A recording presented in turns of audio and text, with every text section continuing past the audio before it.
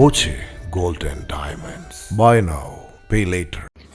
ഷൊർണൂർ അഗ്നിരക്ഷാ ഓഫീസിലേക്ക് നിരന്തരമായി അജ്ഞാതന്റെ ഫോൺ കോളുകൾ കാരണം അത്യാഹിത സംഭവങ്ങൾ അറിയാനാകുന്നില്ലെന്ന് പരാതി. 2 നമ്പറുകളിൽ നിന്നായി രാപ്പകൽ വ്യത്യാസമില്ലാതെ അഗ്നിരക്ഷാ വിഭാഗം ഓഫീസിലേക്ക് ഫോൺ കോളുകൾ വരികയാണ്.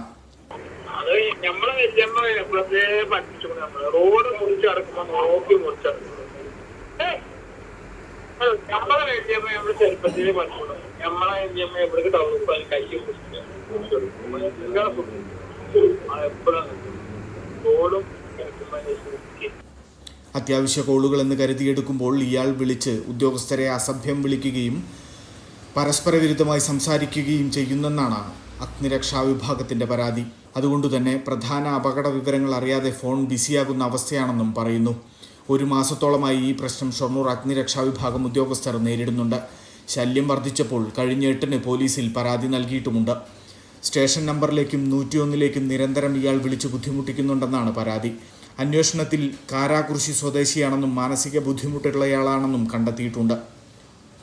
നിരന്തരം ഫോൺ വിളിക്കുന്നതിനാൽ മറ്റാർക്കും ഫയർ സ്റ്റേഷനിലേക്ക് വിളിക്കാനാകുന്നില്ല. കഴിഞ്ഞ ദിവസം ഷൊർണൂരിലെ ഹോട്ടലിൽ തീപിടുത്ത സാധ്യതയുണ്ടായപ്പോൾ അവർ ബന്ധപ്പെട്ടപ്പോഴും പ്രശ്നമുണ്ടായെന്ന് അഗ്നിരക്ഷാ വിഭാഗം ഉദ്യോഗസ്ഥർ പറഞ്ഞു. ജില്ലാ പോലീസ് മേധാവിക്ക് ഉൾപ്പെടെ പരാതി നൽകിയെങ്കിലും 1 മാസത്തോളമായുള്ള പ്രശ്നത്തിന് പരിഹാരമായിട്ടില്ല. ഹലോ, എന്തെങ്കിലും മാനേജ് ഗ്രൂപ്പ് എന്നൊക്കെ പറയുന്നത്? മാനേജ് ഗ്രൂപ്പ് എന്ന് പറഞ്ഞാലേ, ഞാൻ മാനേജ് ഗ്രൂപ്പിൽ ഞാൻ ചേർന്നതാണ്. മാനേജ് ചേർക്കുന്നതല്ല. ഞാൻ എന്താ കാട്ടിക്കുന്നറിയോ? Time kids pre school, Mannanur road, Vaniyamkulam. .View news. കാഴ്ചകളാണ് ലോകം. കണ്ടു തുടങ്ങുക.